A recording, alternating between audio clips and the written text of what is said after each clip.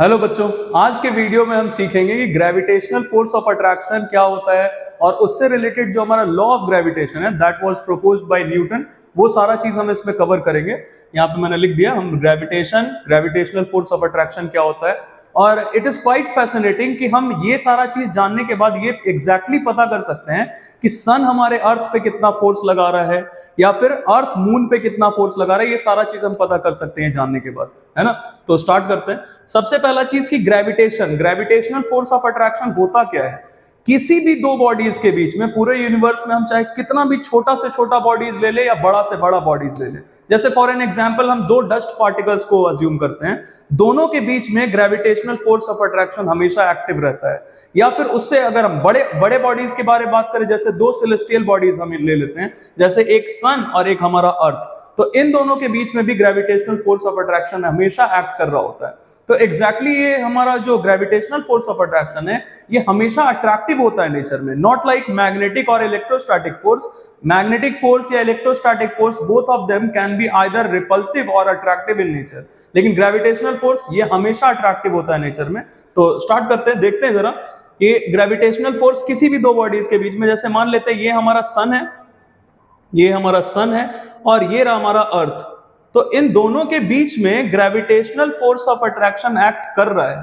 लेकिन ये जो हमारा ग्रेविटेशनल फोर्स ऑफ अट्रैक्शन है इसका मैग्नीट्यूड हम कैसे फाइंड करेंगे, तो इसके लिए हमारे पास है law of gravitation that was proposed by Newton. Exactly ये क्या है देखते हैं। The force of gravitation, force को हमने कैपिटल एफ से रिप्रेजेंट किया है, तो the force of gravitation is directly proportional to the product of masses of the two bodies. जैसे यहां पे हमने दो बॉडीज लिया, सन और अर्थ, तो ये m1 और m2 क्या डिनोट कर रहा है, masses of the two bodies. दूसरा चीज ये r स्क्वायर, मतलब जो फोर्स है ये separation between the two bodies के स्क्वायर के इनवर्सली प्रोपोर्शनल होता है ना। ये दोनों बॉडीज के बीच का जो सेपरेशन है, इन दोनों के बीच के सेपरेशन को हम जनरली r से डिनोट करते हैं, तो r के स्क्वायर के इनवर्सली प्रोपोर्शनल है। अब इन दोनों को हम अगर कंबाइन करें तो हम ऐसा लिख सकते हैं इन दोनों को कंबाइन करके कि f is directly proportional, proportional का साइन जो ऊपर में था न्यूमरेटर में उसको न्यूमरेटर में लिखा, जो डिनोमिनेटर में उसको डिनोमिनेटर में लिखा, तो हमने दोनों को कंबाइन करके ये लिख लिया। एज वी नो ये प्रोपोर्शनलिटी का साइन है, इक्वल टू देंगे तो we need a constant over here, तो the capital G here is our constant. Capital G क्या होता है, यूनिवर्सल कांस्टेंट, मतलब कोई भी बॉडीज हम ले ले पूरे यूनिवर्स में सबके लिए इसका वैल्यू सेम ही रहेगा। It is 6.67 into 10 to the power -11। Unit है newton metre square per kg square. ये यूनिट याद करने की जरूरत नहीं है, हम खुद से भी फाइंड कर सकते हैं अगर हमें ये रिलेशन पता है तो, है ना। ये मैं वीडियो के लास्ट में बता दूंगा कैसे फाइंड कर सकते हैं। अभी फिलहाल हम एक एग्जांपल लेते हैं, जैसे सन और अर्थ है, तो हमने यहाँ पे लिखा है कि force by the sun on the earth. इसकी जगह हम कुछ भी ले सकते थे, तो हमने एग्जांपल लिया कि सन अर्थ पे एग्जैक्टली कितना फोर्स लगाता है, हम कैसे फाइंड करेंगे। तो हमने एफ का जो हमारा फॉर्मूला है capital G that is constant, constant का वैल्यू यहां पे रखा है।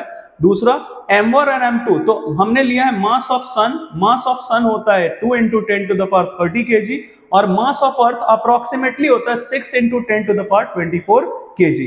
और फिर नीचे में हमने ये जो r का वैल्यू लिखा है, ये r के जगह हमने क्या लिखा है, it is the mean distance between the sun and the earth. Mean distance इसलिए बोल रहे हैं क्योंकि एग्जैक्टली कितना डिस्टेंस है ये हम नहीं ले रहे, एक एवरेज डिस्टेंस ले रहे हैं अर्थ और सन के बीच का, जिसका वैल्यू होता है 1.496 into 10 to the power 11 metre, अगर मीटर में ले तो इतना है ना।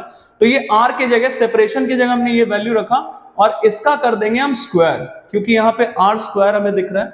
अब इस पूरे चीज को हम सॉल्व करेंगे, सारा चीज हमने ऐसा यूनिट में रखा हुआ है, केजी, ये केजी में, ये अपने ऐसा यूनिट में, और ये हमने लिया है मीटर में, तो सारा कुछ ऐसा यूनिट में, तो फोर्स भी हमारा किस में आएगा, न्यूटन में। तो ये काम मैंने आपके लिए दिया है ताकि आप ये खुद से एग्जैक्टली फाइंड कर सको कि सन अर्थ पे कितना फोर्स लगाता है, या फिर हम इससे ये भी फाइंड कर सकते हैं कि अर्थ मून पे कितना फोर्स लगाता है, कोई सा भी चीज, बस हमें दोनों बॉडीज का मास पता होना चाहिए और दोनों बॉडी के बीच का सेपरेशन पता होना चाहिए, है ना। तो आई होप कि हमने जो इस वीडियो में डिस्कस किया है आपको अच्छा लगा हो, समझ में आया हो।